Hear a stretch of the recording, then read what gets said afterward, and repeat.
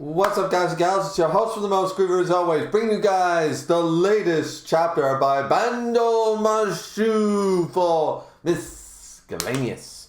Though right before we get into chapter 23 entitled Bodyguards, which we get a color cover page for, that's pretty cool. Band's been experimenting with the color and stuff lately, from what he told me. So I think it looks pretty sick. But before that, there was a chapter released over the weekend. It's just a little sketchy sort of half chapter. It's chapter 3.5, Trust in Him. And I just figured before we get into the main chapter, we would talk about that just really quickly.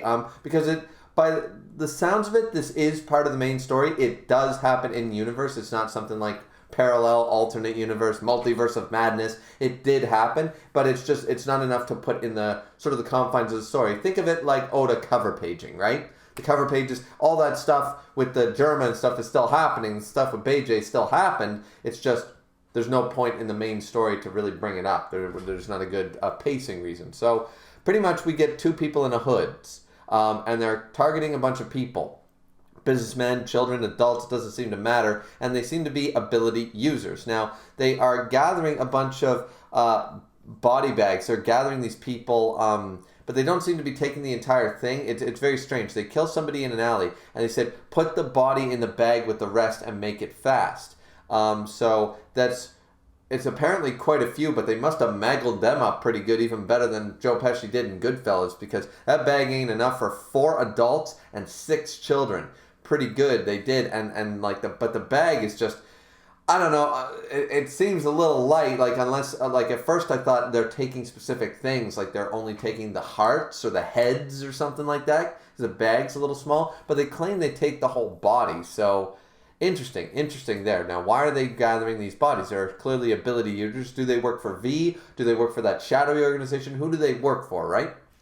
And then this is where they sort of have a bit of a conversation, but they meet up. Koji just happens to be walking by down the street in the middle of the night, right? Because Koji is ridiculous like that, as you know, walking down the street in the middle of the night without adult supervision. What, Koji? What are you doing?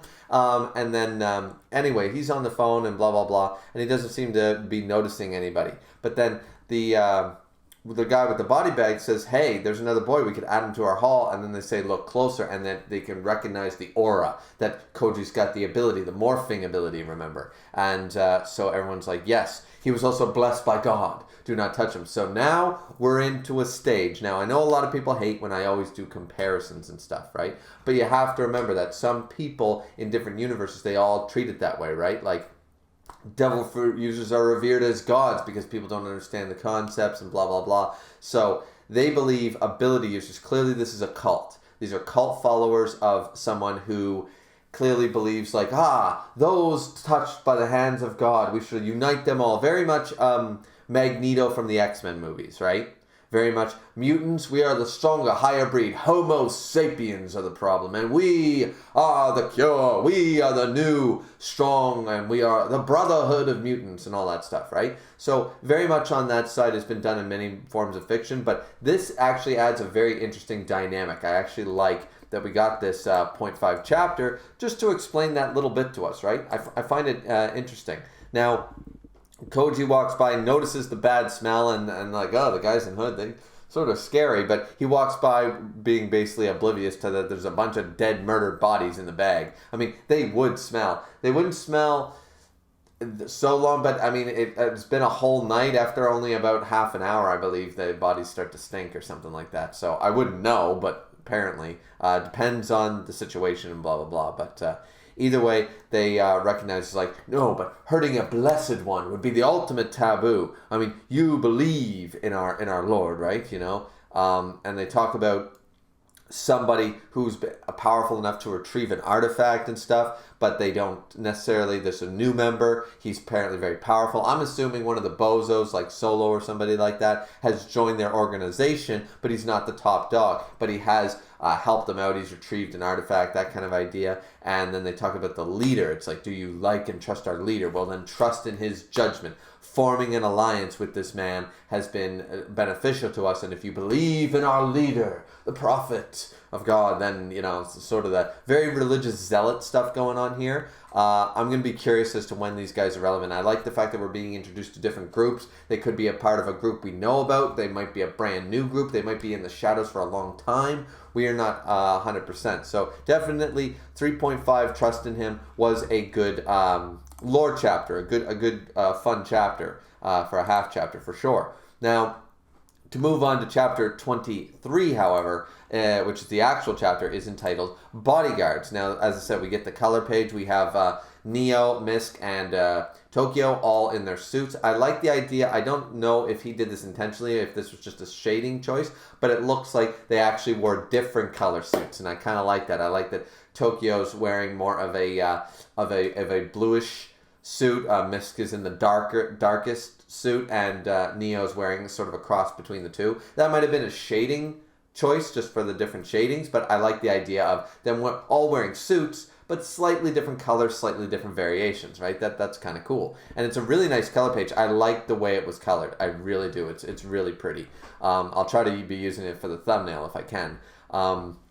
But yeah, so we get a flashback with Neve, who basically explains, once again, reminding us all about the bodyguard mission, what they're doing, its payment for all the help that Neve was doing, and of course, the healing and the injuries and stuff, right? And Tokyo apparently, now I feel like this is going to come back to bite us in the ass. She ends up looking on a shelf of books and like jars of things and stuff. And seemingly, I think this is actually going to be relevant. On that shelf, there seems to be like a person, like someone in the fetal position inside of a jar. I feel like that's going to be relevant. I feel like this is some BoJack Unbound shit. That jar is going to come in later and like, did you see that in the forebackground? Yes, But anyways, she ends up picking up this thing of like jawbreakers and decides to eat them like candy. She sniffs them while Neve's explaining everything about, we're going to give you suits, but they're actually body armor. It's actually body vests to help against bullets and stuff like that. So these suits aren't just for show, just for them to look suave and James Bond and sexy. No. They're actually useful uniforms. They mask, your presence as being like just standard suit bodyguard, but it's also like armor. So that's actually, I like that idea that the suit actually is the armor. So that's kind of cool.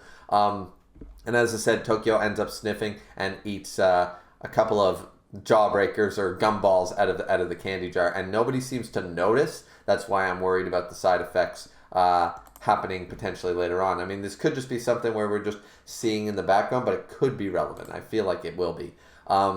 Now, this is where Neve doubts Neo and Tokyo, but Misk's like, no, they're my guildmates. They'll be fine, So anyway, we jump back to the present, and we see that, once again, they went to the big mall. Actually, this mall shot looks like the Edmonton Mall, so I wonder if that's where, if Van got a shot of the Montreal, both Montreal and the West Edmonton Mall look like that, but plenty of malls look like that, so that could be from California, that could be from anywhere, but I like that he's sort of showcasing that as a little bit of background choices there. We are getting some backgrounds in this chapter, which is kind of nice. He's going away from the Kubo teachings, it seems. Anyway, so Misk and Tokyo are not the biggest of fans because they're the bag duty people. They're just walking around, hanging onto the bags and stuff. But apparently when they first met Mitsune Haku, whose real name is apparently Sarah Rowe, she seems to be, actually, I really like her without the pigtails and the cutesy lolly look. She actually seems to be, she looks more adult in the oversized sweater and her hair down and stuff like that. Her hair seems to be a lot longer than it was when it was in the pigtails and the whole, hi, I'm just a lolly girl singer, So definitely interesting there. She actually has a kind of a cool design. But when they first met her, she really took off with Neo. She thought the blindfold guy was stupid. Tokyo was a jungle girl. But then Neo has the sword. She's into samurai and swordsmanship and stuff. And it's a real sword and stuff. So she took off with Neo pretty easily. And Neo's been pretty accommodating, It's like, sure. I mean, I can go on your tour bus. We can watch movies. I don't care. So she's got no real time for Misk or Tokyo, but she's got plenty of time for Neo. She wants Neo to go shopping with Neo, to go get ice cream with Neo, all this stuff, right? So Neo's been following her around, of course, as the proper bodyguard sort of idea, but also it seems that Misk is trying his best and saying, listen, we're your bodyguards. We really shouldn't leave your sight. And she's been like, no, you take my shopping and my bags back to the bus. I'll be fine. You know, I got Neo. I don't need you guys. And this is probably going to end up where there's a problem. They're probably going to be attacked, and Misk and Tokyo aren't going to be around. So it's only going to be Neo. But we're going to be able to get to see Neo fight, so that's going to be kind of cool too. As I said, they get their ice cream and stuff, and Neo's made fun of for being a little too basic, you know. It's like strawberry with sprinkles, you know, and she's ordering something crazy like some chocolate fudge brownie super Reese cup thing or something like that, right? And so he's very basic when it comes to the ice cream flavors and stuff, but they do enjoy the treat. She gives herself a brain freeze and stuff, and it's a little comedic, it's a little bit of fun. As I said, I don't mind her character. She does have that, like Tokyo's complaining, she's got that bitchy attitude. She's hair, nails, clothes, shoes, I'm a pop idol, yay! You know, she's got that kind of thing going. But actually, we get to see a little bit more of her character here, and it seems she's probably acting that way for a reason. We're probably going to get a little insight into her character as once, you know, she gets attacked. So, you know what it's reminding me of? This whole setup is reminding me of the first Taken movie. You know, the pop idol was all, yeah, okay, no time of day for you, and then all of a sudden she gets in trouble and blah, blah, blah, and then it's all, I really need your help, and she's a real person. She puts on, you know, a lot, and she has to pretend a lot. So and I'm losing daylight here for this review, so I better shut the fuck up and keep going. That's basically the end of the chapter, though. They're staying focused. Like Neo's just actually sort of letting loose and enjoying spending time with her, not in a whole romantic way or anything, but just like, oh, you know, this has actually been kind of nice sort of idea. But then he's like, all right, no, I'm on a mission, let's do this, right? And that's the end of the chapter. Now, next chapter will be April 12th. We also get an extra here. And the extra's fine, but it's pretty much all about the clone usage. Now, this is what technically could, I believe there's some truth to it, but it's also being exaggerated here, is basically Tokyo is not using her cloning abilities because it takes out way too much energy. It says, if my clones stay out for too long, my main body suffers, and even if I found something, I'd be far too weak to be able to do any combat, you know, by the time, you know, if anything happens, so I can't clone and be everywhere at once. So they explain that, and Misk goes, I don't think it worked. I didn't know it worked like that. And Neo says the same thing. Well, we'll just stick to the plan, blah, blah, blah. But then she's, they basically say, but don't worry about it. It's fine. And she's like, yeah, sorry about that. I guess you guys didn't know. But then she states, yeah, like I'd waste my ability on that bitch, you know. I don't care if she gets kidnapped or not because she's being treated poorly. So I believe there's some truth to her words, right? There's some truth there that if she were to make multiple clones and keep them out for a long period of time, it would drain her stamina. But the amount she's basically saying versus how much it really would are probably, this might come back to bite them because they're going to believe this and she's just being petty. So I think there's truth in her statement, but she's exaggerating it.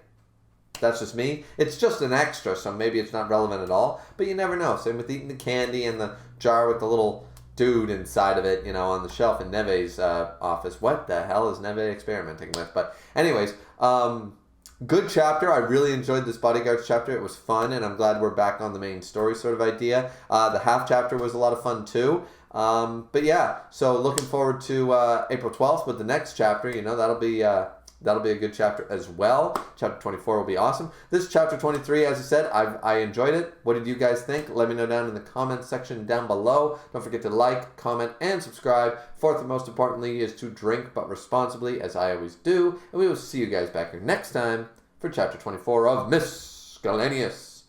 Shout out to band, of course, and the links will all be in the box below. So we'll see you guys back here next time. Bye-bye.